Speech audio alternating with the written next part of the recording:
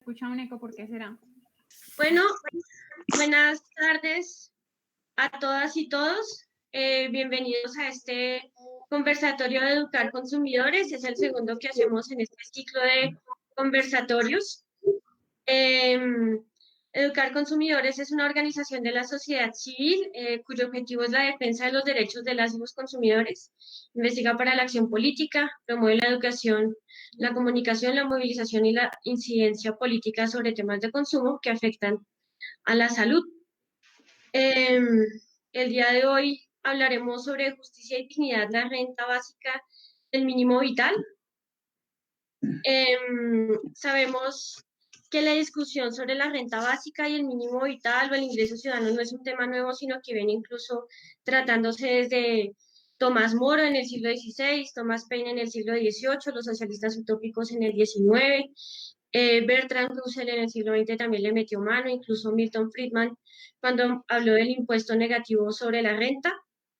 Sabemos además que el mínimo vital o renta básica universal está contenida desde la Declaración de Filadelfia de la OIT, que fue fue en el 44, que fue ratificada en el 2012, está en la Declaración Universal de los Derechos Humanos, que además está contemplada en la Constitución Política. Entonces no es un tema nuevo y que haya pues surgido a raíz de la pandemia, sino que ya es un tema que se ha venido tratando y que, digamos, la situación económica y social y de salud que trae consigo la pandemia, el coronavirus, pues ha puesto sobre la mesa de nuevo este tema tan importante. Entonces, para hablar sobre ello, nos acompaña en el día de hoy el senador Wilson Arias, del Polo Democrático, el profesor investigador Jaime Rendón de la Universidad de La Salle, el analista laboral e integrante de la Escuela Nacional Sindical Carlos Díaz y la investigadora y economista de Educar Consumidores, Marcela Ávila. Buenas tardes, ¿cómo están? Hola Estefanía, ¿qué tal? Muy Saludos. Buenas tardes a todos y a todas. Muchas gracias por la invitación. Buenas tardes para todos y muchas gracias a quienes nos acompañan. Bueno, entonces, informarle a quienes están conectadas y conectados en este momento que pueden participar, pueden enviar sus preguntas a través de Twitter utilizando los hashtags mínimo vital ya, renta básica o educar con conciencia. Entonces, nosotros inicialmente le enviamos unas preguntas a nuestros invitados y a nuestra invitada para que nos comenten a grandes rasgos cómo están abordando el tema del mínimo vital o la renta básica o renta básica universal, por qué es tan necesario el tema en este momento en Colombia y cómo lo están impulsando. Entonces empezamos con el profesor Carlos Díaz de la Escuela Nacional Sindical. Profesor Carlos. Bueno, muy buenas tardes a todos y todas. Muy contento de estar aquí en este espacio tan importante para compartir ideas de manera muy tranquila en una coyuntura bastante difícil para el país. Yo empezaría diciendo lo siguiente. El concepto de mínimo vital aparece en el artículo 53 de la Carta Política como uno de los principios que debe inspirar el Estatuto del Trabajo, que lamentablemente el Congreso de la República tiene una deuda histórica con el país para expedirlo. Incluso se hizo algún esfuerzo hace mucho tiempo de recoger más de 1 millón de firmas y no fue posible que hoy tengamos un Estatuto del Trabajo que tenga como principios, entre otros, la igualdad de oportunidades para los trabajadores, la remuneración mínima vital y móvil, entre otras. Entonces, aquí aparece el concepto de mínimo vital asociado a una remuneración. Y como este es un país que se fundamenta en ritmos inflacionarios, por eso la Carta Política hace referencia a que debe ser un mínimo vital y móvil. Es decir, que como todos los años los precios crecen a ritmos de inflación, hay la necesidad de ir actualizando el ingreso del trabajador, por lo menos recuperando la pérdida de compra que trajo la inflación causada. La Corte ha dicho que en ese sentido el salario que recibe un trabajador o el ingreso que recibe un trabajador por su trabajo no es una deuda monetaria, sino una deuda en valor. Es decir, y por eso trata de darle como un sentido de capacidad de compra, más que un tema monetario, lo asocia a una capacidad de compra. Entonces, el mínimo vital hace referencia a un ingreso, a una remuneración mínima que requiere una persona para resolver las necesidades humanas básicas. ¿Que cuáles son? La primera de ellas, la alimentación. La segunda, la vivienda, los servicios públicos domiciliarios, el transporte, vestido, educación, salud, recreación, entre otras. Básicamente, ese es un poco el concepto de que esa remuneración, ese ingreso mínimo, debe permitirle a la persona resolver estas necesidades básicas. Ahora, el concepto de mínimo vital está asociado a un concepto que la Corte desarrolla también en muchas jurisprudencias, que es el concepto de dignidad humana. El mínimo vital está asociado al concepto de dignidad humana. ¿Y cómo entiende la Corte el concepto de dignidad humana? Lo entiende en tres dimensiones. La primera, entendida como la posibilidad que tiene una persona para diseñar un plan de vida según sus características, y lo resume de manera más pedagógica diciéndolo así: vivir como quiera. La segunda dimensión de la dignidad humana, entendida como ciertas condiciones materiales concretas de existencia, y la Corte lo define de manera pedagógica como vivir bien. Y la tercera dimensión, entendida como la intangibilidad de los bienes no patrimoniales, como es el caso de la integridad física y la integridad moral, es decir, vivir sin humillación. Entonces estamos hablando de vivir como quiera, vivir bien y vivir sin humillaciones. Esas son como las tres dimensiones del concepto de dignidad humana. Y el ingreso, digamos, la remuneración que debe recibir un trabajador para permitir el mínimo vital debe asociarse, digamos, a la capacidad de adquirir, digamos, esos bienes, esos servicios en el mercado, para que tenga uno la autonomía para decidir su vida, para definirla, para tener un plan de vida de manera autónoma. Entonces, en Colombia, más o menos, digamos, el DANE, que venía hace que calculaba, yo creo que todavía lo hace, pero ya no lo publica, el DANE calculaba el costo de la canasta mínima vital por ingresos. Por ejemplo, yo recuerdo que la canasta mínima vital, digamos, para una familia de ingresos bajos, era aproximadamente 2 salarios mínimos. Es decir, una familia de más o menos de 4 personas, 3 y media, 4 personas, requiere mínimo 2 salarios mínimos para acceder a un mínimo vital. Esa es la forma como el DANE lo calculaba. Ahora, una familia de ingresos medios tiene una canasta mínima vital superior, y obviamente hay también un mínimo vital por estratos, pero partiendo de que el mínimo vital es el de estratos de ingresos bajos, podríamos relacionarla que la forma como se ha pretendido es que el mínimo legal, el salario mínimo legal, sea igual al mínimo vital, porque el salario mínimo legal, digamos, la parte monetaria, hoy es menos de la mitad de esa canasta mínima vital en la forma como el DANE la calculaba. Puede que sobre esto haya algunas discusiones frente a la metodología del cálculo, pero hago referencia porque ese concepto pues siempre le hicimos seguimiento en la Escuela Nacional Sindical, y nosotros pues hoy hemos hecho algunas proyecciones con esos datos de calcular cuánto puede costar una canasta mínima vital, y más o menos pues hoy se calcula que está por el orden de los 2 millones de pesos para una familia promedio en Colombia de ingresos bajos. Entonces, es un poco la idea. Entonces, la estrategia, digamos, que se ha planteado en el país es, primero, que hay una deuda del Congreso de la República de expedir el Estatuto del Trabajo, que debe inspirarse en estos principios. Uno de ellos, el concepto de mínimo vital y móvil. Y obviamente, lo otro es que también en Colombia hoy se vienen desarrollando algunas propuestas que tienen alguna cercanía, como es el concepto de renta básica universal, que hoy se ha mezclado, digamos, el concepto de lo mínimo vital con el concepto de renta básica universal, que en cierto sentido puede tener alguna similitud. ¿Quién está controlando el tiempo? ¿Cuánto? Para que me den una señita cuando me falte un minuto. No sé quién. Listo, profe, yo le aviso entonces.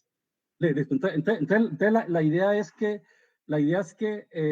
la forma, digamos, como se pretende, o por lo menos la mirada que el sindicalismo ha tenido a lo largo, digamos, de sus luchas, es lograr que, en primer lugar, tengamos un estatuto del trabajo inspirado en los principios constitucionales del artículo 53 de la Carta Política, que eso lamentablemente no se ha podido, no ha habido ambiente, porque tenemos un código laboral de la década del 50 del siglo pasado, pues, que ya no está, digamos, en consonancia con las realidades del mundo del trabajo de hoy. Entonces creo que primero hay que tratar de tener un estatuto del trabajo que se inspire en estos principios de la Carta Política. Y lo segundo, que vayamos progresivamente, digamos, haciendo incrementos salariales. Por ejemplo, cuando se discute la negociación del salario mínimo, las centrales obreras no solamente discuten un porcentaje, que es un poco el concepto que tiene el gobierno y los empresarios, de decir, vamos a subir el 5, el 6, el 7. No, lo que han dicho las centrales y el sindicalismo es que necesitamos un incremento por encima de la inflación causada. Pero adicional a eso hay que tener una política de control de precios, una política de congelamiento incluso de los precios que el Estado es responsable de ellos, como la canasta educativa, como la energía, como el agua, como el gas, porque es curioso que los precios que el Estado controla, como los servicios públicos domiciliarios, como el transporte, como la gasolina, como el caso de la educación, crecen muchas veces 2 y 3 veces los incrementos salariales.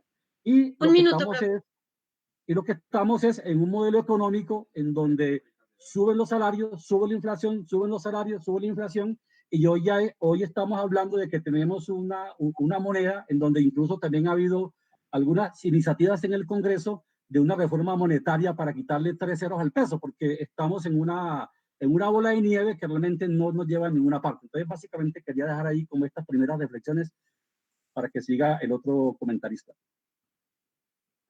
Muchísimas gracias, profe. Continúa entonces el profesor Jaime Rendón.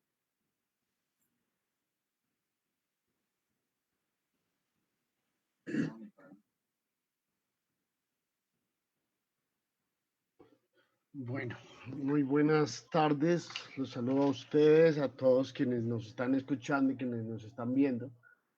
Muchas gracias por abrir estos espacios. Definitivamente es muy importante que podamos ir discutiendo estas cosas para que vamos teniendo claridades, las claridades que probablemente el país necesita.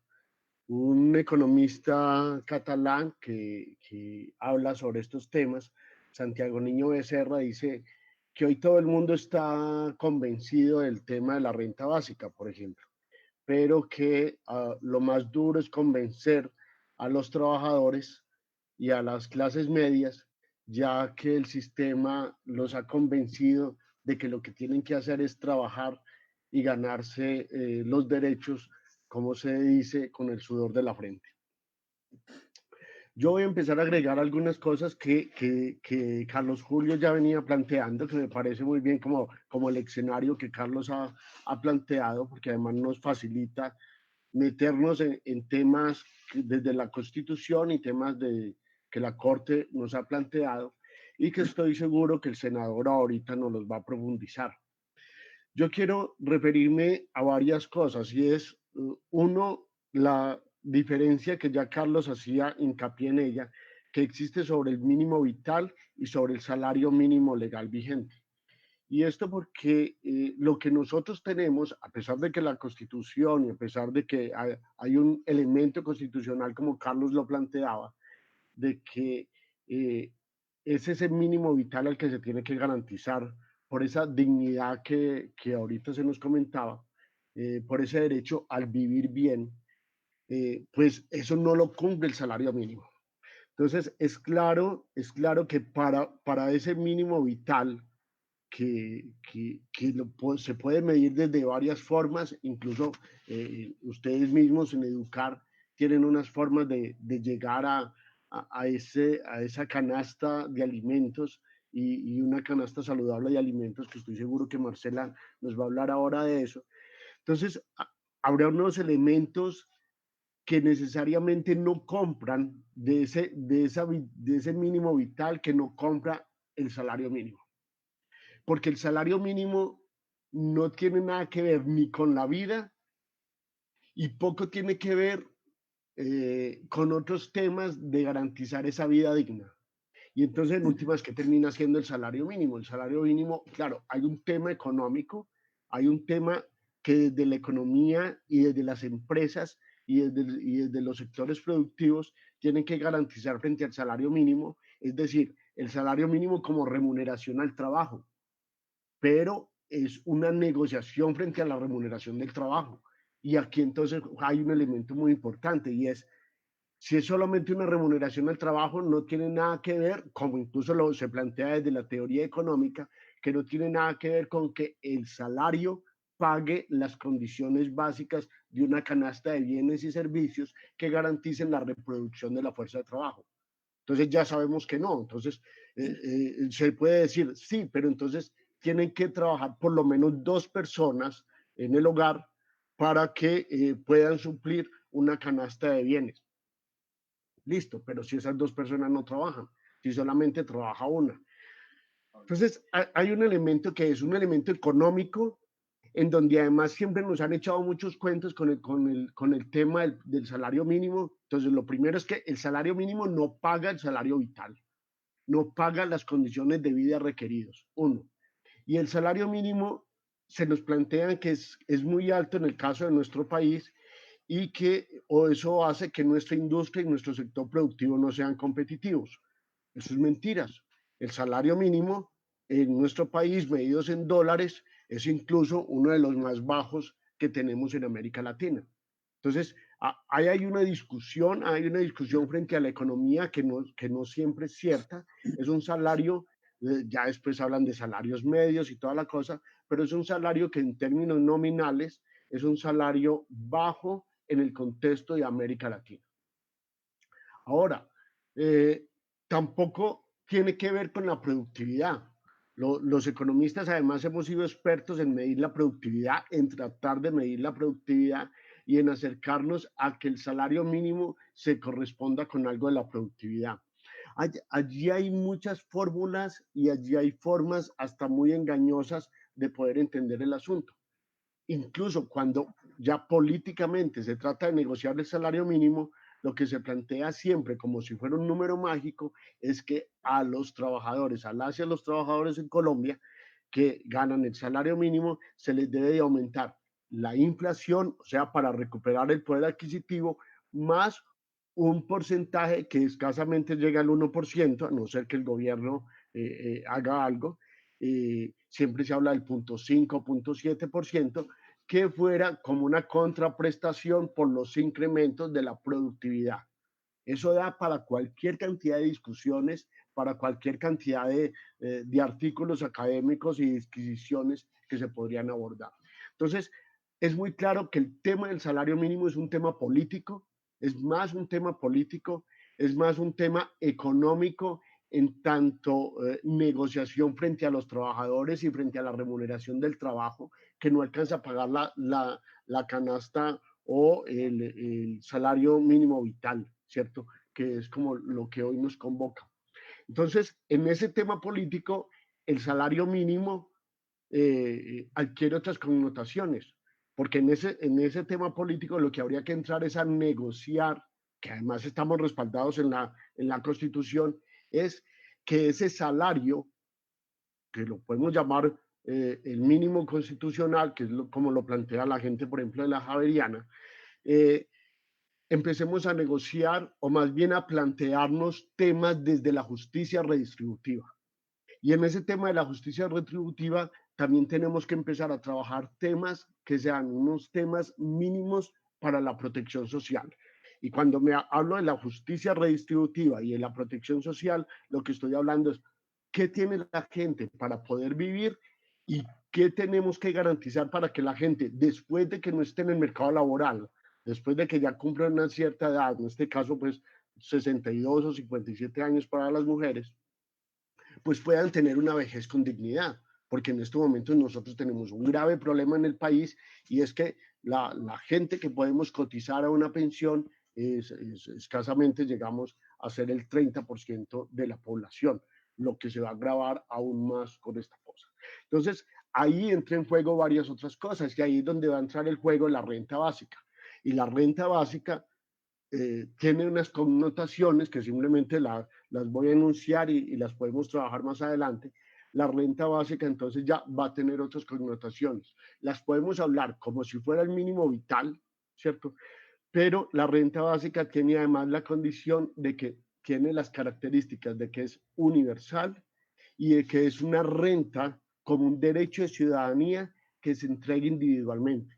Entonces, hay Un unos minuto. elementos, de acuerdo, hay unos elementos que son importantes tener en cuenta, pero eso sí, que ese mínimo vital, que es un poco lo que hoy en este momento tenemos en Colombia, es que lo que esta crisis ha evidenciado es la gran desigualdad que a pesar de que existe, que siempre ha existido, hemos siempre escondido en nuestro país, es la gran desigualdad que tenemos y es la informalidad, tanto empresarial como laboral, que nos hace que seamos muy vulnerables y sobre todo que estemos enfrentándonos a unas condiciones sociales y de hambre bastante crueles para la sociedad colombiana.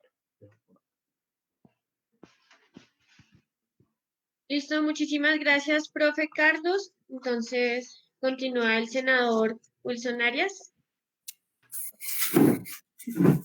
Bien, bueno, pues qué bueno haber podido escuchar, además de aprender. Yo creo que lo primero que quiero desacreditar es la idea de que los senadores son algo ahí como los aviones que van a todos los foros en épocas de pandemia y entonces, o mira la sapiencia y la sabiduría.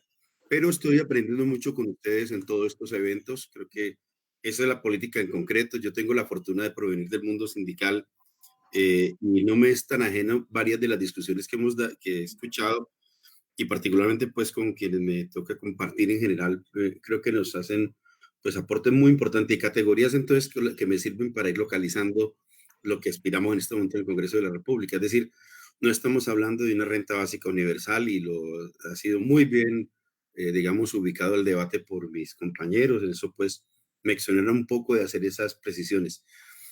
¿Qué es lo que está discutiendo el Congreso de la República? Es frente a un hecho que es inminente, es decir, un hecho contingente nos pone a discutir claves que podrían ser de una renta mínima vital, pero además que alude de alguna manera, como aquí se ha dicho, al debate de renta básica universal.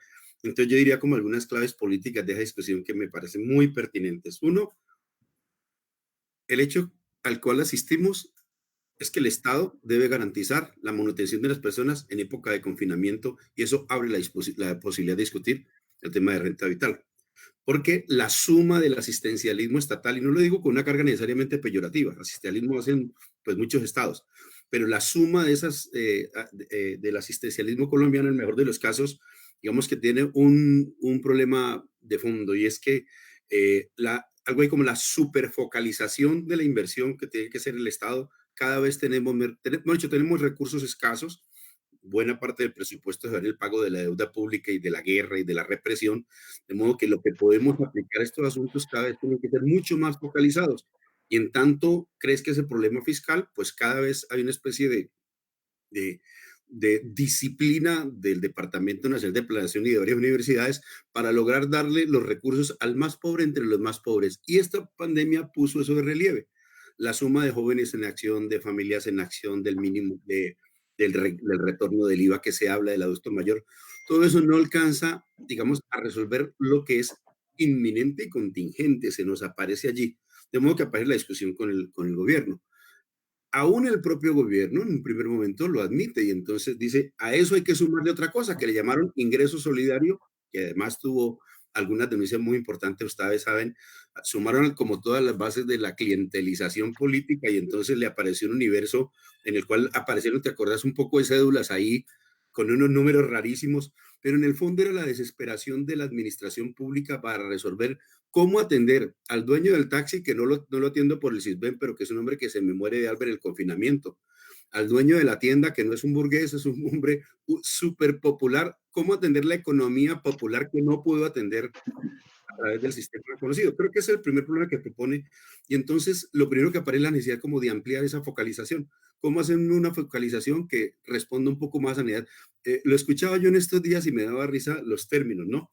hasta ahora hemos dicho cierta clase media sándwich, ¿no? Que nunca ha sido objeto de las atenciones del Estado por esa vía, pero que tampoco es el hombre del gran ingreso. Bueno, ya no estamos hablando de un sándwich de clase media, estamos hablando de unos sándwiches, algo así como sectores populares a los que no les llega la focalización de la inversión a través de estos programas. Creo que ese es uno de los problemas que aparece inicialmente y el gobierno alega la devolución del IVA, todo esto, pero lo concreto es que para el debate público está claro que eso no alcanza a resolver y que hay gente con hambre, demandando y sin atención. La precariedad del asistencialismo colombiano, inclusive la debilidad institucional digamos, de esa especie de maraña que tiene el Estado para atenderlo, es como uno de los primeros problemas que se propone. Aparece casi que la obvia, ¿cierto? ¿Cómo hacemos de todos un paquete y agregamos en general? Pero todavía estamos hablando en un orden, digamos, de un primer momento de la discusión. Pero yo quisiera introducir un elemento que me parece que vale la pena dejar dicho. Y es que las discusiones de la pandemia, las discusiones del confinamiento también, algo así como nos dan una subjetividad que es la base de un debate político adicional. Lo voy a decir de esta manera para complejizar la cosa, aspiro a hacerlo. Cuando usted está mandando contingentes de trabajadores en medio del riesgo a mover el aparato productivo, digamos que pone sobre la mesa otra discusión, y es el aporte de unas clases que además han sí pretendido ser invisibilizadas, digamos, a la riqueza social creada. Es decir, los mitos neoliberales de la invisibilización de los trabajadores, creo que nos resulta algo así como derrotándose parcialmente en esta discusión. La gente se pregunta por qué tenemos alimentos en la mesa. Bueno, pues por unos campesinos que están allá produciendo. La gente ve la urgencia de los empleadores convocando a ir al trabajo. De modo que algo así como la vitalidad y el aporte, la valía de la clase trabajadora en general y no solamente la del sector estructurado de la economía. Yo creo que eso ha estado también muy presente en el debate, no solamente en el Congreso de la República, sino también, y no solo en los foros del 1 de mayo, la conversación con la gente, con los trabajadores. Todo el aporte de la sociedad, digamos, algo así como todos merecemos hacer parte de la riqueza social creada, todos somos generadores de una riqueza social creada y yo creo que hay un buen punto de discusión del concepto también general de la renta básica universal. Es que se reclama renta básica universal es porque cada vez más en una supuesta sociedad del conocimiento y aún en los sectores informales, el señor que vende el chicle pero también consume. Es que hoy en la comisión cuarta, el ministro del Trabajo hablaba de lo uno y lo otro. Dice, necesitamos mandar gente a la producción, pero también necesitamos que haya consumo, porque el mercado no solamente es poner a producir, sino también consumir. Y todos participamos de distintas maneras de la configuración de una riqueza social creada y la redistribución de esa riqueza social creada es un problema de economía política. Es decir, cómo se distribuyen las riquezas y las pérdidas de esta pandemia es un asunto que ya empieza a estar presente casi que por, digamos, no tan forzadamente en la discusión.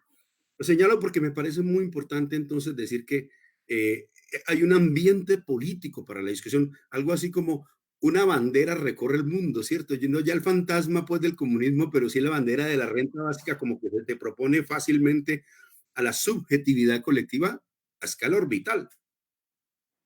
Y qué bueno poder decirlo acá con ustedes que han estado tan atentos de estos temas. Bueno, eso de una parte, entonces, decir, lo que hemos propuesto, lo que estamos tratando de configurar no es una renta básica universal, no, digamos, todavía tiene el punto de partida que se trata de una renta condicionada, es decir, son para sectores que han estado vulnerables, afectados, para que no se nos muera la gente inicialmente y ampliarlo a un universo un poco mayor. Ese es el sentido de lo que realmente estamos discutiendo. Tiene un fondo filosófico muy bello de la discusión, de la libertad, de la autonomía, de la dignidad, como lo planteaba de entrada el profe, pero todavía no es eso para nosotros. Esa es una discusión yo creo que es superior, que a mí me atrae mucho y me parece que hacer la diferenciación como lo han hecho mis compañeros, pero dejarla dicho también con la modestia legislativa de lo que podemos hacer ahora. Esto es también una medida contingente para enfrentar unos hechos que sobrevinieron y frente a los cuales hay unos recursos escasos. Y en esas condiciones, digamos que animar el otro debate, animar, qué bello lo que decía el profe ahora, eso de que nos va a tocar convencer a los trabajadores y a la clase media de que lo merecen, porque digamos el debate filosófico más o menos uno encuentra que hay una razón muy, muy poderosa, hacerlo entender también de los trabajadores y capas medias. Bien, lo otro que yo creo que en los pocos minutos que tenemos yo podría tratar de comentar son como las fuentes de la financiación de eso, porque sobre eso es la mayor polémica que tenemos. De entrada, fíjese usted, más o menos la gente, hasta con los ministros hacemos inventarios de lo que necesita la gente. que bioseguridad para unos, en fin, que subsidio las nóminas para un sector empresarial. Se resisten a concederlo, pero en general el debate es como tan evidente que poco pueden controvertir. Donde yo creo que hay un debate muy fuerte es en las fuentes, porque en las fuentes de recursos para todo esto, para el FOME, ¿se acuerdan la discusión de primera del FOME? ¿De dónde sacamos la plata y para qué es? Para darle liquidez al sector financiero de una parte, y cuáles son las fuentes de esos recursos se ha vuelto un problema político muy importante. En mi opinión, porque a la otra orilla está el Fondo Monetario Internacional y el recetario de los multilaterales. ¿Por qué razón no vencer la regla fiscal? Pues porque los que tienen grandes patrimonios líquidos no quieren modificar la regla fiscal. ¿Por qué no ir por las reservas internacionales? ¿No? ¿Por qué no los préstamos del Banco de la República al propio Estado colombiano? ¿Por qué la política expansiva que se hace es sí, solamente si le entregamos eso para que lo irrigue el sector financiero? Son problemas de economía política muy importantes. Entonces, ¿qué hemos propuesto y en qué nos estamos poniendo de acuerdo con algunos sectores liberales, con algunos sectores del partido de la U? Me decía Iván Marulanda que tiene ya como 50 firmas de parlamentarios, de senadores, y eso no es nada despreciable, es una fuerza muy importante en el Congreso de la República. Primero, deuda pública. No toda la deuda pública, lo digo casi que telegráficamente por los tiempos, pero no es cierto que le estemos apuntando a toda la deuda, no. Realmente está hablando de una deuda pública externa limitada a una condonación, refinanciación moratoria. Sobre esto también hay varios debates de acuerdo con el tono que se proponga, pero se ha referido a la deuda con las multilaterales, porque una parte de esas deudas son más o menos anónimas, de modo que eso es lo concreto. Digamos que para resumir y para invitar a estudiarlo también para los que no tengamos noción, es la propuesta de la CELAC, básicamente. Bueno, lo segundo es las medidas monetarias que hemos dicho, lo que se ha llamado una política monetaria expansiva. En vez de, pidámosle prestado al Banco de la República, ponga a funcionar la máquina del Banco de la República. Esto no es ninguna novedad, no es revolucionario, no es socialista, esto es liberal de hace tiempo y queremos que se activen nuevamente. Los recursos de los subsidios que ahora se aplican a jóvenes en acción, toda esta cosa para que participe de una bolsa, un impuesto al patrimonio, unos impuestos directos mucho más fuertes, para resumir, otra fuente de financiación. Los propios recursos que ya se han destinado al FOME, ya saben ustedes lo que hoy ha dispuesto el Estado, y eventualmente alguna tributación regional que se podría activar también con destino como a paliar esta crisis. Yo creo que esas son las principales fuentes y no me quiero pasar de tiempo. Muchas gracias, senador. Entonces, a continuación escuchamos a Marcela Ávila, investigadora y economista de Educar Consumidores. Vale, buenas tardes para todos y muchas gracias por acompañarnos. Bueno, quiero iniciar diciendo que coincidimos con lo planteado por nuestros invitados y en este corto tiempo que nos queda queremos aportar algunos elementos para aproximarnos a ese valor de un mínimo vital en Colombia, ¿sí? Pero especialmente a partir de una necesidad tan vital como es la alimentación. Y no cualquier alimentación, eso es importante dejarlo claro, sino una alimentación que aporte y que proteja la salud humana y ambiental. Nosotros esto lo recogemos en el concepto de salud alimentaria. Entonces, me voy a permitir presentar unas diapositivas en las que recogemos alguna de esta información que consideramos es importante que ustedes conozcan. Un segundo, ya la voy a proyectar. Aquí está. Ahí, por favor, me confirman si se puede ver la presentación. Sí se puede ver. Gracias. Yes. Listo. Entonces, vamos a iniciar diciendo que precisamente en medio de la crisis agravada por el COVID-19, ustedes vieron que muchos iniciaron debatiéndose entre si era mejor priorizar la economía o mejor priorizar la salud. Y nosotros insistimos desde el principio en que ambas son codependientes, es decir, la economía no se sostiene si no hay salud real, pero tampoco hay salud real sin la economía, quiero decir, y algo que es particularmente importante, sin los sistemas agroalimentarios que la sustentan. Entonces, por eso insistimos en que desde el inicio, en que toda medida que busque mitigar o suprimir la crisis del COVID-19 debe proteger la salud y la economía de las personas, pero no solo durante esta crisis, sino también posteriormente a ella, porque como nos referiremos pues todo, o como ustedes también ya lo han nombrado, aquí hay problemas de desigualdad y de injusticia estructurales en Colombia y en el mundo a las que queremos hacer frente. Entonces, dos premisas que guían nuestro análisis, el que les voy a presentar acá y que se han puesto de relieve en esta pandemia precisamente son, primero, que la salud y la vida de las personas dependen de que a cada una se le garantice un mínimo vital para su subsistencia y partiendo, claro, desde la alimentación.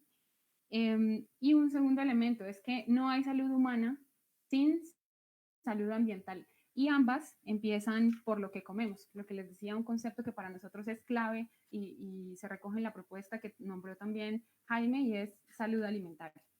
Entonces, frente a lo que, bueno, ustedes ya dieron bastantes elementos frente al mínimo vital, nosotros también nos sumamos y decimos que defendemos el mínimo vital como un derecho fundamental en Colombia.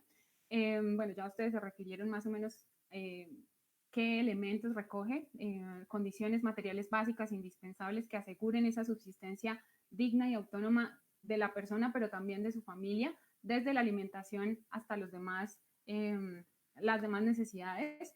Y aquí un elemento que queremos precisar en adelante es que precisamente el mínimo vital es necesario que lo pensemos más allá de la dotación de ingresos mínimos, como la misma Corte Constitucional lo ha dicho, y que debemos complementarla con la prestación de servicios públicos. Entonces, voy a iniciar aproximándonos al mínimo vital de subsistencia a partir de la canasta básica alimentaria, este concepto, y que es un concepto oficial del DANE, y la canasta básica de salud alimentaria o CABASA, que es nuestra propuesta. Iniciemos simplemente recordando que la canasta básica alimentaria, que es la CBAN, como la nombro aquí, es ese conjunto de bienes alimentarios que se consideran necesarios para que una familia subsista desde la alimentación. Y la canasta básica total, o CBT, es esa canasta que incluye no solo los bienes alimentarios, sino también los no alimentarios. Y aquí quiero poner énfasis en un elemento, y es que casi siempre cuando se piensa en canastas básicas, se dice que se trata de bienes y servicios que se consideran esenciales para la subsistencia y el bienestar de los integrantes de una familia. Entonces, aquí una pregunta que queremos iniciar dejando es, ¿en verdad estas son referentes de subsistencia y bienestar? Es lo que vamos a ver precisamente. Uno puede iniciar tomando información que tiene a la mano, como por ejemplo de umbrales de pobreza extrema y pobreza en Colombia. ¿Y qué es lo que podemos decir? Que alrededor, una familia, un hogar compuesto por 4 individuos a marzo de 2020 en Colombia requeriría de alrededor de, digamos, 500.000 pesos para acceder a esa canasta básica alimentaria. Es decir, estamos hablando de alrededor de 0,6 salarios mínimos. Y se requeriría alrededor de 1 millón de pesos para acceder a una canasta básica total, que equivalen a alrededor de 1,2 salarios mínimos. Aquí una primera pregunta que nos surge es, ¿y qué pasa con quienes no acceden ni siquiera a un salario mínimo como ingreso?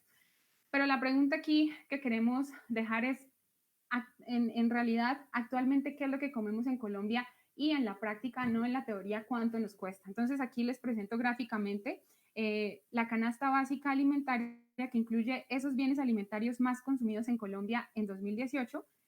Tomamos la actualización de la encuesta nacional de presupuesto de los hogares que actualizó el DANE ese año.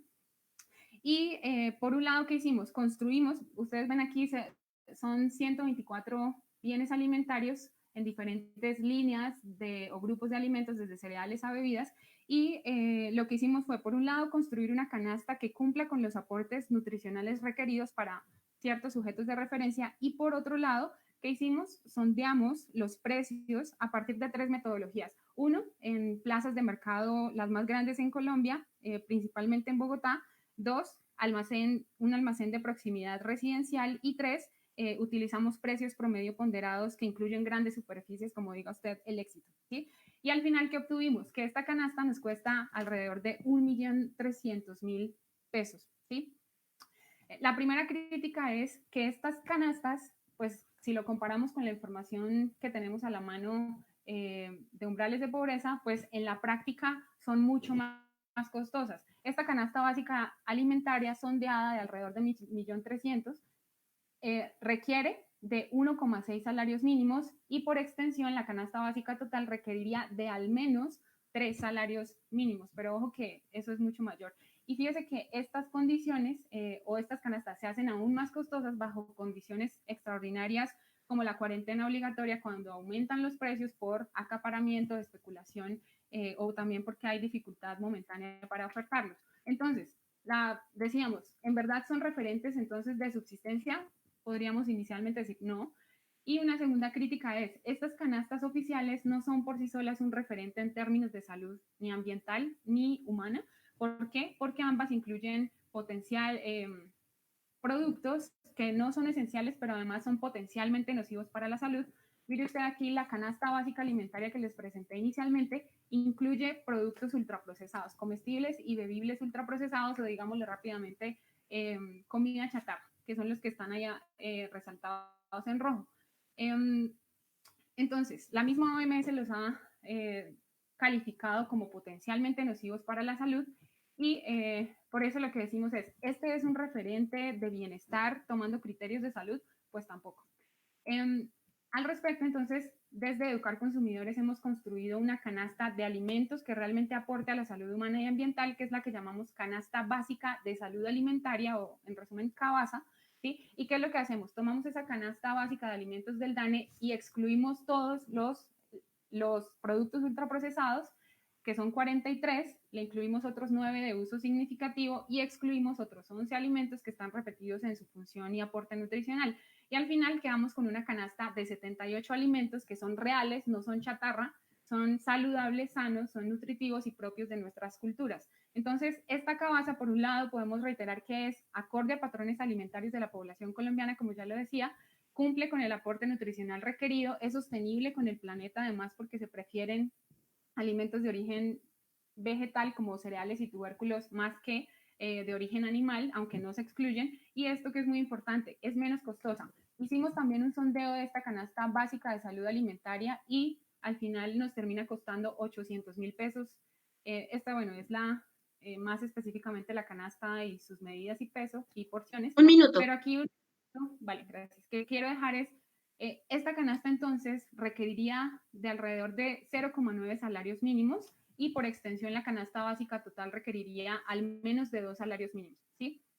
Entonces, si comparamos, esta canasta básica como referencia realmente nos ofrece beneficios no solamente en términos de salud, sino también económicos. Y finalmente lo que queremos decir es, bueno, a partir de todo esto, algunos elementos que queremos aportar para seguir construyendo es que en cualquier caso que se ve, pues que un salario mínimo no es suficiente y que por tanto requerimos de complementarlo con la disposición de servicios públicos, ¿sí? Que satisfagan esas necesidades básicas y otros derechos muy importantes como el agua o el internet, que para muchas familias todavía no pueden acceder a ellos, no solamente durante esta crisis, sino también después de la urgencia del COVID-19. Otro elemento es, fíjese que hay otros mecanismos para que podamos acceder a ese mínimo vital y es, para nosotros, clave son los circuitos cortos saludables y justos como los que se ven reflejados en los mercados campesinos. ¿Por qué? Porque a través de estas plataformas nosotros podemos acceder a alimentos reales, pero también asequibles en términos de precio. Y la misma CABASA en este sentido es un mecanismo que nos sirve para potenciar ese mínimo vital, porque no solo nos ofrece beneficios en términos de salud, sino también beneficios económicos en el sentido de que liberamos poder adquisitivo. Y por último, una reflexión que queremos dejar es que precisamente toda esta crisis nos recuerda que la salud alimentaria ha debido estar en el centro de la agenda pública para hacer frente a pandemias como la del COVID-19, pero también a una pandemia silenciosa como la obesidad, que ha sido así declarada por la misma OMS. ¿Por qué? Porque fíjese usted que el sobrepeso y la obesidad son factores de riesgo, ¿sí? De riesgo de contraer enfermedades no transmisibles o crónico-degenerativas como cuáles, la hipertensión arterial, la diabetes, accidentes cardiovasculares, en fin, que hoy precisamente ponen en más riesgo a quienes los padecen ante esta enfermedad del COVID-19. Entonces, Aquí solamente recordamos, no voy a hacer énfasis a diferentes medidas de salud pública que hemos propuesto como incentivos tributarios, los impuestos saludables, pero también rebajas a eso, quiero decir, exclusión de impuestos a los alimentos reales de la canasta familiar, que todavía están grabados incluso con tarifas del 19%, mientras hay productos ultraprocesados que tienen tarifas preferenciales. Quisiera terminar simplemente diciendo pues que esta crisis sin precedentes requiere de respuestas sin precedentes, ¿sí? Que son estructurales y que están en mora no solo en nuestro país, sino también en el mundo. Y uno es el mínimo vital, una de esas respuestas en forma de ingresos básicos o renta básica, como lo queramos llamar, pero también complementados con servicios públicos y que tiene que estar complementado con medidas de salud pública para toda la población. Gracias. Muchísimas gracias. Van 40 minutos súper intensos, donde quienes nos están viendo pues tienen un montón de elementos para entender y analizar la importancia de la renta básica, del mínimo vital, cómo desde diferentes sectores se está pensando, cómo el salario mínimo pues es tan mínimo que ni alcanza para una vida digna. Entonces, pues, muchísimas gracias. Ya nos están empezando a llegar algunas preguntas. Hay una pregunta para el profesor Carlos Díaz. Preguntan, ¿cómo se implementaría la renta básica teniendo en cuenta que, pues, en estas bases del gobierno nacional, como bien lo señalaban ustedes, ni están todos los que son, ni están todos los que son, ni son todos los que están? Entonces, usted, profesor, ¿cómo cree que se debería implementar esa renta básica?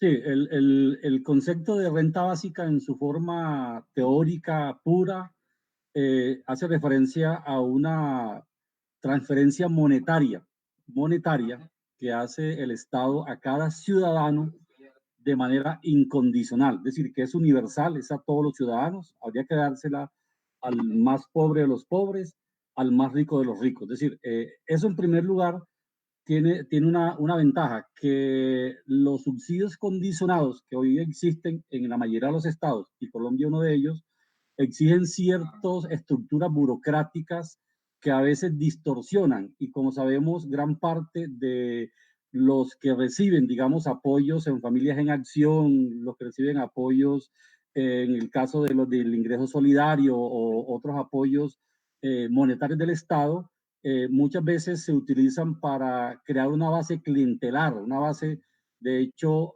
asociada, digamos, a los temas electorales. Entonces creo que ahí hay un tema también de corrupción y de mantener, digamos, una base social cautiva, digamos, estructuralmente al tema electoral. Entonces yo creo que la idea aquí es que la renta sea universal, para que no existan esos trámites burocráticos, esas ineficiencias y todo tipo de corrupción.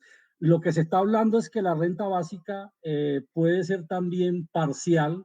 Uno podría hablar de una renta básica parcial donde haya cierta focalización. Uno podría hablar de que las propuestas que hoy se plantean, algunos hablan de renta básica como una renta básica parcial, limitada, incluso puede ser limitada a cierto sector de la población más necesitada, como también limitada en el tiempo. Aquí lo que se ha dicho es que el primer punto de partida tiene que ver con que tengamos una identificación de la base de beneficiarios, que en Colombia tenemos dificultades en los sistemas de información que están fragmentados, que tienen propósitos diferentes a ayudar a la gente. Entonces creo que el primer punto a resolver es tener un buen diseño de un sistema de información que articule todo lo que tenemos. Y segundo, cómo se llega a esa gente, porque ese es otro gran problema que tenemos.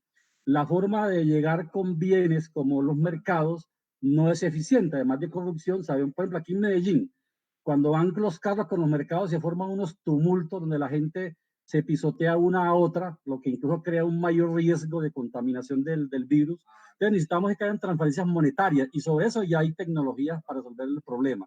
Entonces creo que el punto de partida que se ha dicho aquí es acabar con tanta fragmentación. De hecho, los programas a los que hacía referencia el senador Wilson Arias, por encima más o menos ascienden como a 2,4 billones de pesos. Si uno sumara, digamos, todos esos programas fragmentados están por el orden de los 2,4 billones de pesos en este momento.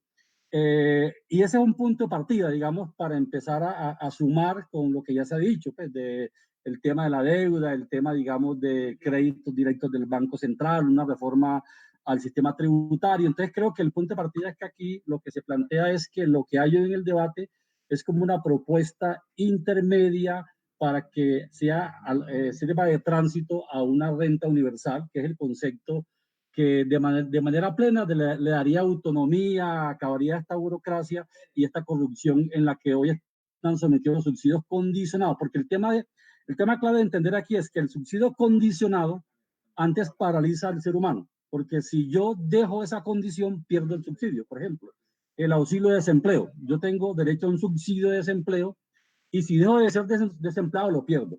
Y eso es un tema que resuelve la renta básica, que no está condicionado y que eso le permite al Estado pues, tener una política mucho más transparente y de resolver el tema de cómo la focalización tiene costos y excluye gente. El tema es que hay que superar ese concepto de focalización. Entonces, es un poco, y eso lo haría la renta básica universal, que es para todo el mundo, y es lo que hoy estamos intentando hacer en Colombia a partir de un concepto intermedio, pues, parcial de lo que sería esa propuesta universal e integral para toda la sociedad.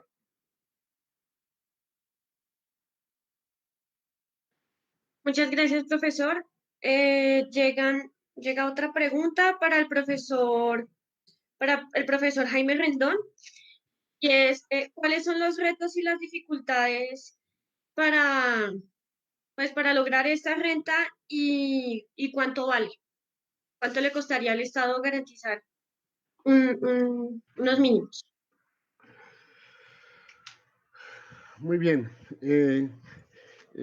Voy a retomar una cosa que el senador Wilson está hablando ahora y es sobre los valores, y voy a empezar por ahí, porque resultó que en este país primero hablábamos de 1 billón de pesos y todos nos arrancábamos los pelos, pero ahorita ya todos hablamos de billones y ya no se nos da nada, ¿cierto? Porque ya sabemos que hay posibilidades de otras cosas. Yo hice hace poco unos ejercicios de mirar de dónde sacábamos el dinero, ya que algunos se rasgan tanto las vestiduras en el caso de que haya que hacer una emisión monetaria o que haya que hacer un préstamo, ignorar las próximas excedentes que que el Banco de la República le tiene que entregar al gobierno. Y fácilmente podíamos ignorar por los próximos 20 años los excedentes, el 50% de los excedentes, y hacer que el Banco de la República le entregue 60 billones de pesos al gobierno y no pasaría, no nos implicaría un costo financiero. También podríamos echar mano del 20% de las reservas internacionales. Y si echamos mano del 20% de las reservas internacionales, eso nos estaría dando 10, 12 billones de pesos sin ningún problema. Si nosotros en estos momentos declaramos moratoria de deuda, lo que pasa es que siempre en Colombia nos criaron diciendo que nosotros debíamos de pagar las deudas, que debíamos de ser muy buenos y toda la cosa. Y pues a mí mi papá me decía, mi hijo, es que los pobres solamente tenemos crédito, entonces hay que pagar las deudas. Entonces nosotros nunca hemos sido capaces de decir, no vamos a pagar. Todos los países lo hacen. Ya los mismos países acreedores están diciendo, oigan, no les cobremos, ¿cierto? Paremos un poquito. Si nosotros dejáramos de pagar deudas este año, solamente de pagar capital e intereses, podríamos estarnos ahorrando unos 62 billones de pesos. Entonces, miren, el cuento de a dónde está el dinero es siempre un cuento como para asustar a la gente. Pero si cogemos 20 billones de pesos o 10 billones de pesos y se los entregamos al sistema financiero para que el sistema financiero se los entregue al gobierno. Y ahí si nadie chista nada, ahí sí no hay ningún problema, toda la cosa. Esas son salidas de mercado que en últimas terminan beneficiando al sistema financiero y que vamos a terminar pagando todos los colombianos. Entonces, aquí hay una decisión política. Por eso es que yo además quiero separar la decisión y a mí me encanta que la bancada alternativa haya asumido la propuesta que se hizo desde la escuela y la haya ido depurando de tal manera que seamos conscientes de que lo que hoy tenemos es que enfrentar algo inmediato y es que la gente va a empezar y ya está padeciendo hambre. Después, la renta básica, que es lo que hemos discutido con Carlos Julio y la gente de la escuela. Después, la renta básica en su ortodoxia y en todos sus elementos conceptuales profundos. Después los discutimos. Después vamos a tener mucho tiempo para discutir y ahí vamos a hacer que mucha gente se involucre y nos vamos a involucrar ahí porque esa discusión va a ser muy larga. Pero lo que en este momento estamos necesitando es esas instancias que el senador y que Carlos Julio decían ahora, que nos permitan llegar a la gente, no con 160,000 pesos, no con 160,000 pesos más 80,000 pesos, con unas bases de datos que solamente respondían a unas condiciones de unos programas de subsidios determinados. La renta básica es un derecho de ciudadanía y no un subsidio, y eso lo tenemos que tener claro. Yo creo que la principal dificultad, ya lo decía ahora, es que la gente deje el prejuicio moral, porque obviamente todos estamos, a todos nos criaron diciéndonos que teníamos que ganarnos el pan con el sudor de la frente y creemos que eso es un regalo. Mire, hace 20 años pensábamos que la renta básica era una reivindicación incluso radical. Hoy yo por el contrario creo que la renta básica es la solución que tiene el sistema ante los problemas de empleo que empiezan a generar la cuarta revolución. Es decir, lo que hoy vamos a tener, lo que el sistema tiene hoy, va a ser un problema de demanda agregada. Y ese problema de demanda agregada solamente lo vamos a solucionar garantizando que la gente pueda tener recursos para poder demandar bienes y servicios. Y de ahí que el asunto sea una transferencia monetaria y no unos elementos de bienes, tal cual como lo planteaba Carlos Julio. Por lo tanto, hay unos retos y unas dificultades que enfrentar, pero sobre todo lo que tenemos que enfrentar es las mentalidades de la gente, los prejuicios morales que tenemos frente a que esos son dádivas, esos son que no, pues miren lo que estamos teniendo, o sea, trabajen vagos, somos unos atenidos. Entonces, todas esas expresiones lo que nos van llevando es que no podemos obtener esas cosas si no lo hacemos con el sudor de la frente. Entonces, lo otro sería garantizar trabajo. Entonces, garantíceme trabajo, pero garantíceme un trabajo decente. No me garantice cualquier trabajo. Garantíceme un trabajo decente con un ingreso decente, vital, que me permita vivir. Entonces, esto va a ser una lucha política donde los académicos vamos a entrar, donde los políticos tienen que entrar, donde mucha gente tiene que entrar, pero va a ser una lucha larga porque vamos a contrarrestar muchos años de un discurso muy diferente. Muchas gracias, profe. Va una pregunta para Marcela Ávila. Nos dicen, ya que el senador y los profesores están hablando sobre fuentes de financiamiento, ¿son los impuestos saludables una fuente de financiamiento en ese sentido? Bueno, gracias por la pregunta y de hecho nosotros en varias ocasiones desde Educar Consumidores le hemos propuesto al mismo y lo hemos llevado al mismo ministro de Hacienda, los impuestos saludables, por ejemplo, a las bebidas endulzadas. Por ejemplo, si contáramos con ese impuesto ahorita de uno del 20% sobre bebidas azucaradas y endulzadas, que son uno de esos productos ultraprocesados que les comentaba, este año se habrían recaudado alrededor de 1.4 billones para atender población en riesgo, pero hay que entender que estas medidas son mucho más que intentos de recaudar plata. Realmente lo que se busca es incentivar consumos saludables que reviertan en una mejor salud, todos hemos visto que hay estudios que evidencian que el consumir frutas y verduras y alimentos saludables se asocia con una disminución de la prevalencia de obesidad y sobrepeso en nuestro país, sobre todo de las poblaciones de grupos socioeconómicos, sectores socioeconómicos más bajos. Y eso es muy importante en el contexto de esta pandemia, como lo hemos dicho, pero fíjese que más que una medida fiscal, por ejemplo, con este impuesto se habría contribuido a desincentivar un consumo nocivo como este en alrededor del 32%. y, por ejemplo, se habría contribuido a ahorrar la gran cantidad de plata que se gasta en atender enfermedades no transmisibles asociadas a una mala alimentación, que son cerca de 25 billones de pesos al año, ¿sí? Y además, como decía, se ha demostrado que se puede contribuir a reducir la prevalencia de sobrepeso y obesidad en sectores socioeconómicos más bajos en alrededor de un 3%. Y solo te quisiera adicionar, hay otros mecanismos para también liberar ingreso y facilitar poder adquisitivo a las familias, sobre todo en estos contextos, y es uno que hemos insistido y es la exclusión de impuestos a los alimentos reales de la canasta familiar. No es posible que hayan alimentos reales que tienen cargas tributarias mayores a productos ultraprocesados nocivos que tienen tarifas preferenciales. Entonces hay que ver otros mecanismos disponibles para ampliarle el poder adquisitivo a las familias.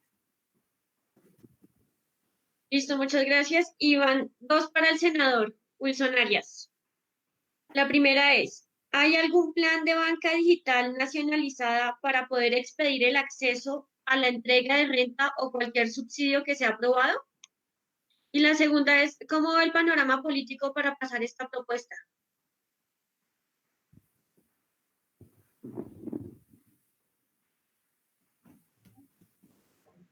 Bien, bueno, no conozco que haya un plan nacional como tal.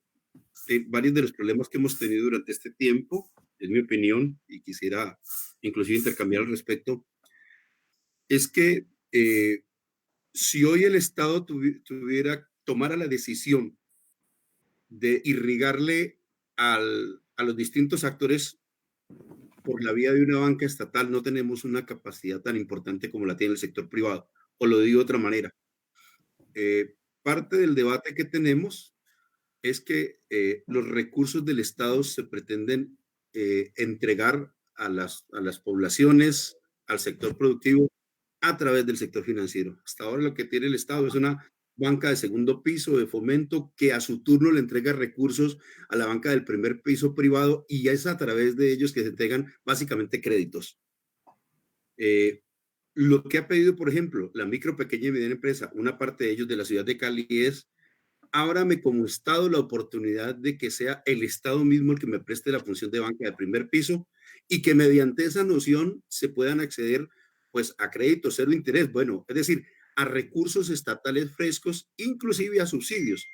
Hoy me decía un empresario de un grupo que se llama un grupo multisectorial, los recursos que nos van a dar para subsidiar la nómina tienen un problema y es que la mayoría de nosotros tenemos libranzas, créditos con los bancos y cuando nos lleguen los recursos, ese 40% limitado que no nos va a alcanzar para poner nosotros el 60% de diferencia, en todo caso se nos va a consumir en buena medida en cosas que le debemos a los bancos.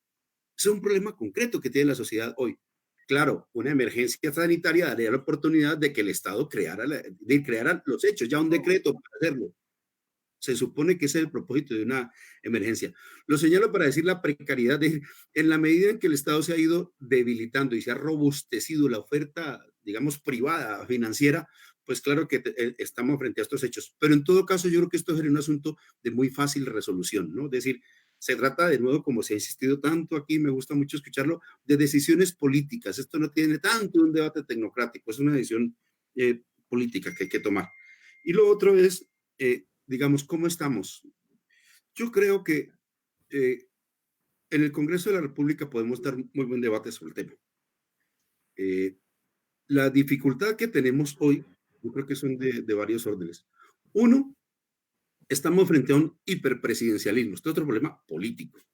El Congreso de la República hoy se encuentra absolutamente disminuido y es algo deliberado y calculado contra el pensamiento común y más elemental que, entre otras cosas, alimenta la matriz comunicacional según la cual el problema es el Congreso, que no Duque que está subiendo de imagen, ¿no? Sencillamente es funcional a lo que quiere el establecimiento y los grandes poderes. Este es un país caracterizadamente presidencialista. La estructura de poder es marcadamente presidencialista.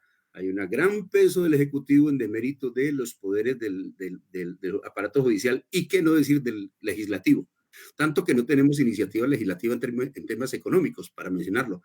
Y ese Estado colombiano, en un momento de concentración del poder tan importante como una pandemia, como como con las facultades extraordinarias que tiene el presidente de la República, queda absolutamente relegado. Es un problema concreto que tenemos hoy. Es decir, ese Congreso es capaz de imponerle al Ejecutivo la renta básica porque es un problema de ese tipo, ¿no?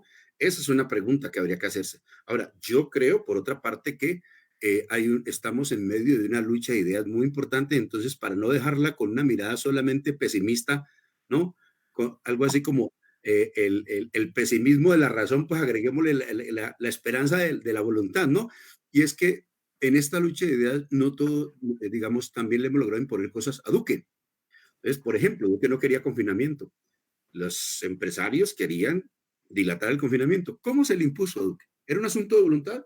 Está claro que Duque no se reúne con nosotros, no es con el Consejo Gremial Nacional, con el sector, con él es que se reúne, pero tiene que confinar. Que porque Claudia López, que porque Giovanna Espina, que porque la comunidad científica, que porque las redes, que porque la expresión ciudadana. Parte de lo que yo creo es que el gobierno está midiendo mucho la opinión pública y desde hace un tiempo, y el uribismo muy especialmente. Esto es una apreciación política mía, pero creo que lo están haciendo permanentemente. ¿Cómo se le impuso el cierre del aeropuerto El Dorado que no quería cerrar? Teníamos el 80% de los enfermos entrando por Bogotá y le tocó cerrarlo muy a pesar de su voluntad. Digo esto para decir, claro, que todo esto también es lucha y tensión. Estamos en plena lucha de ideas, estamos en un momento de confrontación muy fuerte, aunque la gente crea que estar confinado como que se acabó la política, no.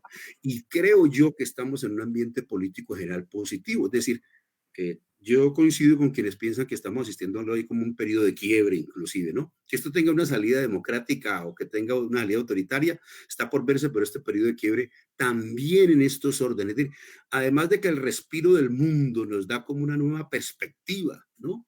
En el confinamiento, también estos asuntos, digamos, de los derechos ciudadanos están en plena disputa en medio de la pandemia. En cierta medida ha entrado en descrédito la privatización de la salud. Vos lo ves, casi que y otra cosa que quiero decir, hay una especie de disputa muy fuerte del sentido común popular en estos momentos. En materia de salud, yo creo que tenemos un buen momento del debate. En el Congreso ustedes vieron el esfuerzo del Centro Democrático para hacerle aplausos a la Ley 100. Se sentaron como focas a aplaudirle a la Ley 100, pero la gente del común no les cree. La gente del común inclusive le pone un rostro a la Ley 100. Eso se llama Álvaro Uribe Vélez. Le pone un rostro. Hay creo que una sensación tremenda contra el sector financiero y le ponen un rostro, le llama Luis Carlos Sarmiento Angulo. Un poquito Manuel Castells ahí está presente en su discusión que dice que en épocas de redes todo adquiere como un rostro, ¿no? El rostro de la repugnancia hacia el sector financiero se llama Luis Carlos Sarmiento Angulo. Y lo señalo para decir, claro que hay lucha de ideas, claro que creo que este asunto se está volviendo un asunto muy importante para la discusión y le veo perspectivas. Vamos a ver cómo nos va en el Congreso, ya vamos a tener ya, no han querido facilitarnos las reuniones con el ministro de Hacienda para hablar de este tema.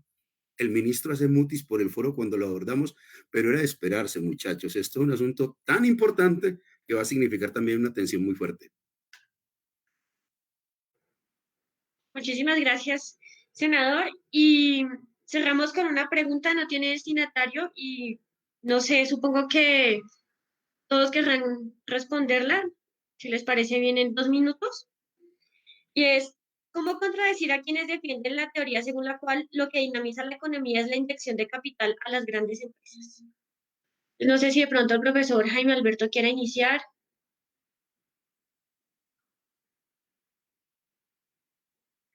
Sí, gracias. Hay un dicho en Francia que dice que lo que es bueno para los ricos también debe ser bueno para los pobres. Y ese es un dicho que el modelo de desarrollo ha utilizado. Y entonces por eso nos metieron agroingreso seguro, ahora lo de Finagro, ayer el ministro de Agricultura dijo hay unas barbaridades de las economías campesinas, se les olvidan que un poco más del 60% de los alimentos de nuestro país se cosechan en economías campesinas. Eh, pero es el modelo. El modelo es un modelo concentrador, precisamente lo que hay un gran trabajo que es el del profesor Piketty, El Capital en el siglo XXI, y tiene ahorita un trabajo reciente sobre desigualdad, pero ¿qué es lo que él hace en el Capital del siglo XXI?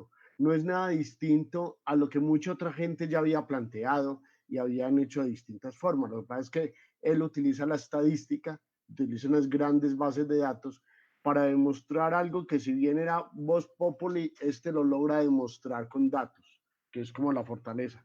Y es como la economía de lo que podemos llamar el periodo del neoliberalismo, lo que ha hecho es concentrarse aún más. O sea, lo que ha hecho es concentrar la riqueza y esa economía y esa sociedad nos vendió la idea, eso, de lo que es bueno para los ricos, tiene que ser bueno para los pobres. Entonces, es una perversión que tenemos, que tiene el sistema, que el sistema ha logrado. Y una de las cosas, y con esto termino, una de las cosas que el sistema ha hecho que es mágica es que eliminó todas las categorías de debate y discusión, o sea, ya nadie discute lo del Estado, ya nadie discute lo del mercado, todo el mundo cree que el mercado es mejor, ¿cierto? Como si las empresas estatales fueran malas per se, y el capitalismo logró una cosa que a mí me parece que es tal vez uno de sus máximos logros, y es que habla bien, pero nosotros mismos hablamos bien de él. O sea, habla bien desde nosotros mismos. Eso es una fortaleza muy grande que tiene. Muchas gracias, profe. El profesor Carlos Díaz. Sí, te doy este dato concreto de Medellín. Estamos ahora discutiendo aquí el plan de desarrollo. En Medellín hay 106.000 empresas, de las cuales el 89% son micros, casi el 9% son pequeñas y medianas, y gran empresa el 0.8. Ustedes miren este dato. El 0.8 concentra el 92% de los activos. El 0.8 concentra el 92% de los activos y genera el 30% del empleo. Y el resto, digamos la micro, pequeña y mediana, genera el 70% del empleo. Entonces yo creo que hoy en la coyuntura, obviamente hay que defender el tejido empresarial, hay que defenderlo, pero el tejido empresarial que hay que defender, que hay que potenciar, es el de la micro, pequeña y mediana empresa. Y apoyarlo pues para que hoy no sucumba en la coyuntura, pero también para que en el post-COVID-19 tengamos un sector que ojalá trascienda a sectores más sofisticados en tecnología, que agreguen más valor a la economía, a la producción económica. Entonces yo creo que la idea es que necesitamos una sociedad más democrática, digamos, en la misma, porque el Gini de ingresos en Colombia es muy alto, 0.52, algo así, pero el Gini empresarial es 0.80, 0.90, es decir, hay más desigualdad en la estructura empresarial que en la estructura de ingresos del país. Entonces yo creo que hay que defender la MIPYME, yo creo que es donde se genera el empleo, pero una MIPYME a la cual se le fortalezca en lo tecnológico, en lo de agregación de valor, para que pueda pagar mejores ingresos a los trabajadores, para que tengan más, sea más eficiente, más productiva, más rentable y pueda tener trabajadores en mejores condiciones. Entonces yo creo que el tema de la gran empresa, lo que hace es concentrar la riqueza más en pocas manos. Entonces yo creo que las grandes desigualdades que hay en Colombia obedecen a que tenemos una estructura muy concentrada que se lleva la mayor parte de la riqueza que se genera en Colombia y aporta muy poco a la ocupación y al empleo en el país. Entonces yo creo que eso hay que tenerlo en cuenta en cualquier política pública hoy para resolver el tema del colapso empresarial. Muchas gracias, profesor. Marcela. Sí, pues también coincidimos con lo que han planteado nuestros dos antecesores y yo diría que solamente para reforzar esta pandemia de alguna manera nos ha puesto de relieve cómo en la base de la economía están quienes, los trabajadores, como ya lo decía Carlos también, las pequeñas empresas y también resaltaría los agricultores, ¿no? La agricultura campesina, familiar y comunitaria está en la base del sustento de la economía al final y creo que al final esta misma coyuntura nos pone de relieve qué es lo que está en la base de la economía, que al final es la base de la vida, que son las personas.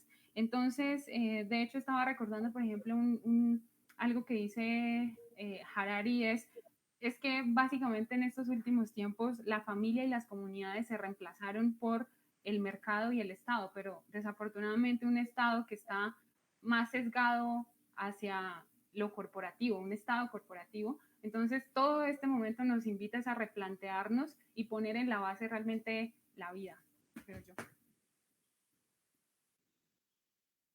Gracias, Marcela. Y senador. Bien, bueno, primero me pongo de acuerdo con lo que acaba de decir Marcela. Es decir, el momento también está reivindicando al campesinado, a la producción. eh, decir, no nos alimenta propiamente las transnacionales, de modo que eso está claro. Eh, y los trabajadores. Si hay algo que me parece que es importante en términos subjetivos, es eso, la revalorización del trabajador como fuerza productiva, su contribución social y económica, y la angustia del llamado empresarial permanente que también le está diciendo algo al conjunto de la sociedad. Pero yo solo agregaría algo que he dicho, y lo digo por boca de Keynes. Si es verdad que la demanda es muy importante, pues es mucho más importante en épocas de crisis económica, de recesión y de pandemia. Mm, Los, debería entender el propio capitalismo que redistribuir da la posibilidad de que se mejore la demanda agregada. Y el mejoramiento de la demanda agregada también es un presupuesto de la activación de los circuitos, digamos, económicos. De modo que es ese mito según el cual, y es verdad, esa ideología y nos la han vendido y la tenemos instalada como un chip, entregarle al capital para que por ahí, por goteo o por redistribución, se difumine en la sociedad, ha resultado ser sencillamente eso, un mito incomprobable. La demanda, es decir, darle recursos a la gente, al común y a la población, resulta ser una fórmula también muy efectiva en épocas de crisis económica y recesión. Estefanía, ¿me dejas tratar un puntico? Sí, claro. Yo quiero retomar algo para insistir. Esta coyuntura nos va a permitir entender algo que nosotros mismos nos hemos negado porque nos han dicho que de esto salimos solos. No, de esto salimos juntos. Y yo creo que los datos que Carlos daba para Medellín sobre pequeña y mediana empresa, micro, pequeña y mediana empresa, y sobre la concentración, son datos que son válidos, son prácticamente iguales para el país.